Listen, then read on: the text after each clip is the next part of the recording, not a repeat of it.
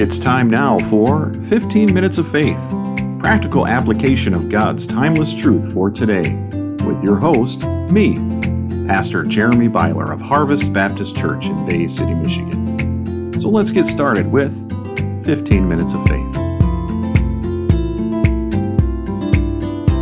Hello once again and welcome to 15 Minutes of Faith. I am your host, Pastor Jeremy Byler of Harvest Baptist Church in Bay City, Michigan, and I'm glad you're listening today because I have a question for you.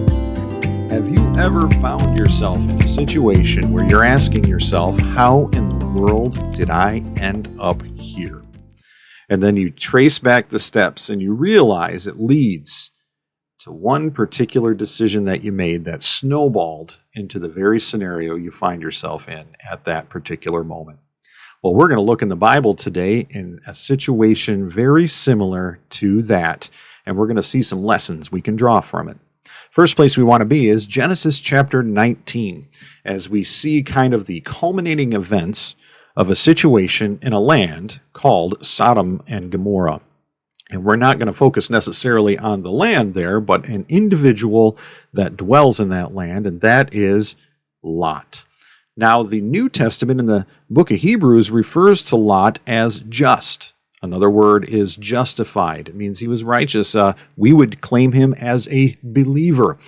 As the New Testament claims him just or justified, we know that those of us that are born under the blood of Jesus Christ, have called upon him for salvation, will see Lot in heaven someday. But I'll tell you what, if you look at the situation he's in now and how he got there, it makes you wonder in regards to where his faith was at. What happened to Lot?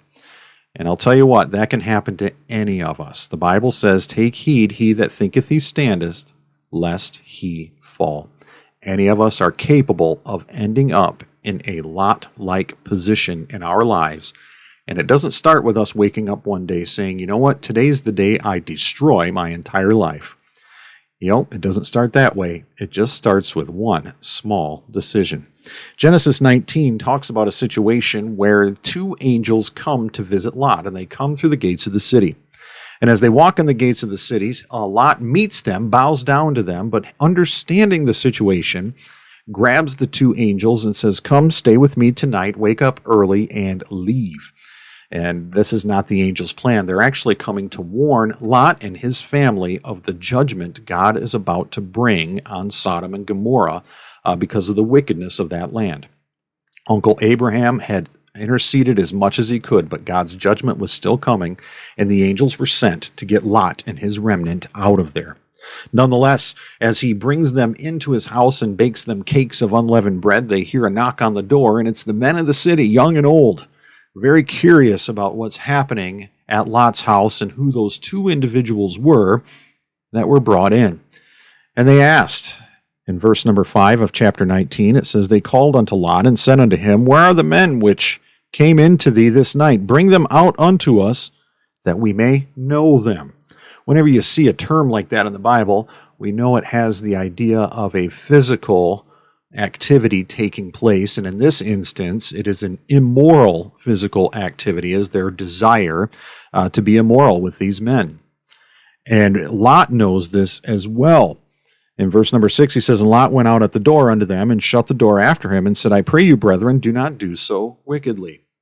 But what Lot does is not any better whatsoever. In fact, it is very detestable what he does. He offers his two daughters in the stead of the two angels unto these men to do with as they please. That is a terrible, terrible scenario. It's an awful decision that he made, and an awful, awful offer that he made to these wicked men, to just throw his daughters out into the wild and wicked streets of Sodom and Gomorrah to be done with as those men pleased.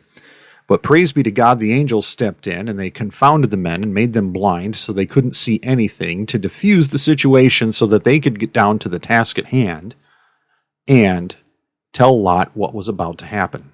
You need to get your family out of here, and you need to leave. So the next morning he goes and he tells his sons-in-law that there is judgment coming, that the Lord's judgment is coming, and they need to leave. And we see that tragic situation in verse 14. It says, "And Lot went out and spake unto his sons-in-law, which married his daughters, and said, Up, get you out of this place, for the Lord will destroy this city. but he seemed as one that mocked unto his sons-in-law. They didn't believe him. His testimony was so destroyed that for him to bring up anything to do with the Lord was a joke to them. They thought he was being sarcastic. They thought he was telling a joke, and they did not believe him. Worse yet, we see the tragic loss of his wife, as he was one. We know that Lot was a man of influence because when the angels came to visit him in the city, he was sitting at the gate, which is only where people of influence or some kind of political power would be, at the gate of the city. And even though the judgment of the Lord was coming, even though he had told them to escape, we see here in verse number 24, as the judgment begins, it says, Then the Lord rained upon Sodom and Gomorrah brimstone and fire from the Lord out of heaven. And he overthrew those cities and all the plain and all the inhabitants of the cities that which grew upon the ground. But in verse 26 we see, But his wife looked back from behind him, and she became a pillar of salt. They were commanded not to look back. And the idea was this, that God's judgment was coming. It was a devastating situation. They were to move forward for the Lord and get back to where God wanted them to be and to not look back, to leave the past behind them. But Lot's wife could not do that. She looked back longingly for the lust of Sodom and Gomorrah. She had come to love the city, and we know that there was an allegiance there that had no concern for moving forward for God, but longing for what was behind. And because of that, she became a pillar of salt. And Lot lost his lovely wife that he had really prepared and provided for all these years, and now she is gone. And worse yet, in verses 30 through 38, we see Lot scrambling into the mountains, into a cave, alone with his 2 daughters. And if that's not bad enough, as he has left the city of great prominence and great influence, having been visited by the angels, but living and cowering in a cave with his 2 daughters, as the 2 daughters get him drunk, and they lay with him, having 2 more sons, Moab and Ben-Ami, where we get the Moabites and the Ammonites, that would create some trouble for the Israelites in the generations ahead. But nonetheless, what a terrible testimony that is, and what a awful lasting legacy is. That's the last time we see of Lot in the Old Testament, as he started out much greater and had much more promise, but something happened. He had done something, and this was not his intent. He didn't say, all right, I'm going to head out and I'm going to go dwell in a cave, having an incestuous relationship with my daughters, which will bring forth the seed or the sons of those that will bring distress to the nation of God's people that he has called out to deliver to a land that flows with milk and honey. Definitely not his desire. So where did it all go wrong? It all started in Genesis chapter number 13. Lot was traveling with Uncle Abram. Abram was called from Ur of the Chaldees in Genesis chapter number 12 when he received the call that God had called them out, that he was going to make a great nation of him. His seed would be as the stars of the sky. Later on, his seed would be as the sand of the seashore.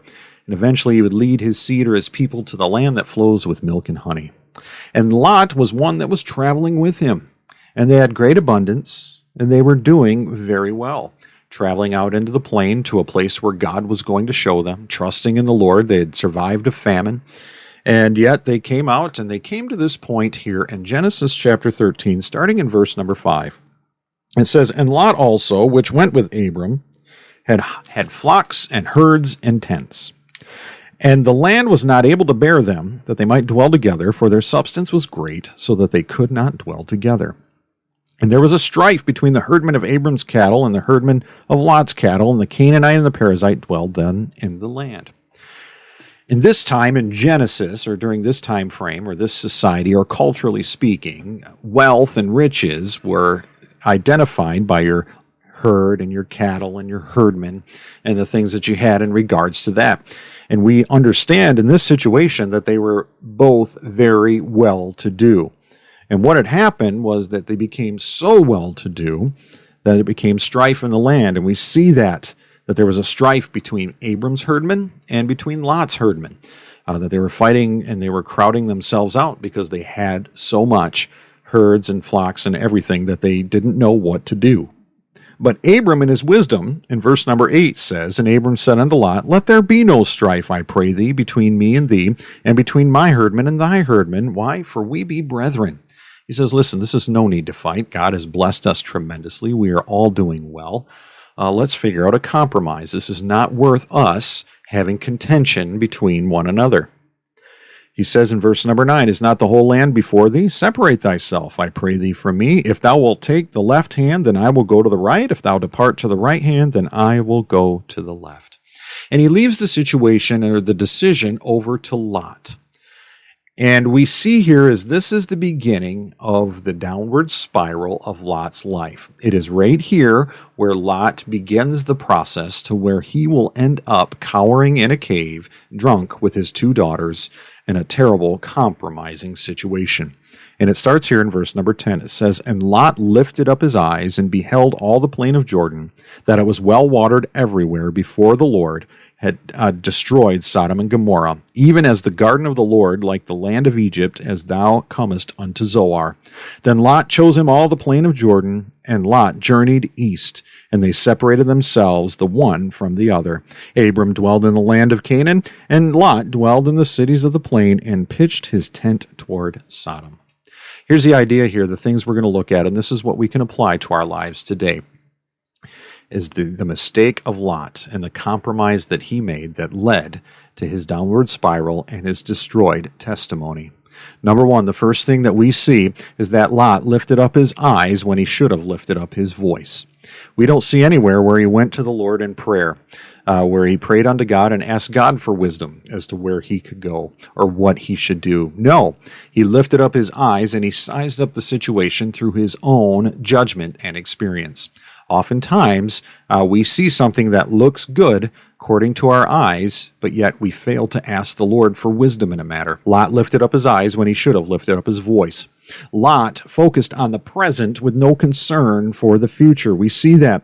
He says that it was well watered everywhere. He says, this is great, Uncle Abram. I'm going to take this because it's well watered and it's going to be perfect for me. And we see that. He sized it up through his own experience. And we make that mistake as well. Well, it looks good to me. What harm could it be? But what do we learn in verse 13? It says, But the men of Sodom were wicked and sinners before the Lord exceedingly.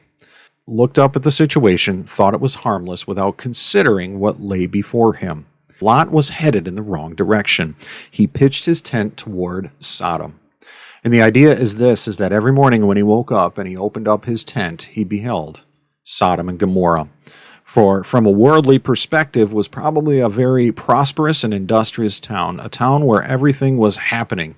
And imagine he could hear the noise of the town and the goings-on there, and just opening up and feeling the energy, even though it was the flesh-filled energy of the city, and he looked upon it and eventually became desensitized to it because he was heading in the wrong direction, so much so that no longer was he having a tent pitched towards Sodom, no more tent, he was dwelling in Sodom, sitting at the gate with his family, with no regard for the Lord, with a wife that was loving the life there, even after the judgment of God came upon them.